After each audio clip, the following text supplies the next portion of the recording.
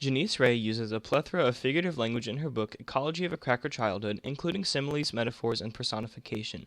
One of the examples, a simile, is a rusty nail could send a streak of inflammation into the bloodstream, Daddy warned, causing lockjaw that might clamp your mouth shut like a beaver trap.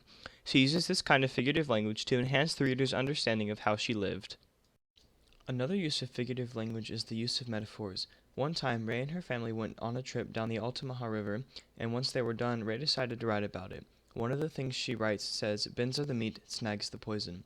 She uses this to describe the bends in the river as the part that interested her the most and the snags that made it bad. Ray also uses personification to enhance the reading experience, as well as to allow the reader to understand the depth of what she is talking about. When talking about the Borderlanders that settled South Georgia ages ago, she says, "Peril was an old companion for the Borderlanders." Ray uses this to show how the Borderlanders were used to peril and that it had been with them for a long time. In Ray's book, she primarily focuses on the longleaf pines. She talks about their origin and how they affect her life. Once this is established, she tells us why they are now endangered and urges us to rectify this problem. The longleaf pine is a staple in Janice's life because of the connections that her family has to the southern longleaf pine forest, as well as her long familial line in the backcountry for generations. Another of Ray's key points is fire. She dedicates an entire chapter, Built by Fire, to how it helped shape the longleaf pine through the use of an origin myth.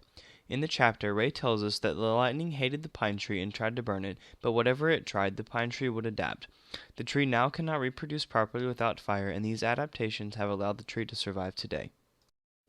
On the cover of the book, there is a picture of Janice riding in a go-kart that she and her brothers built from the junk around their property. They learned how to do this from their father, who is good with mechanics. Because of his love for mechanics, it becomes a large part of Janice's life.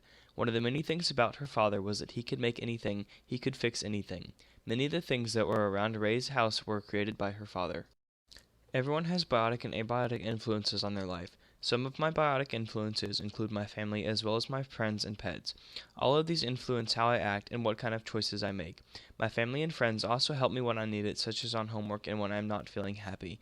Another influence is nature itself. I enjoy being outside and on the mountains and try to do so as much as I can. Some abiotic factors that influence my life include my phone and my computer.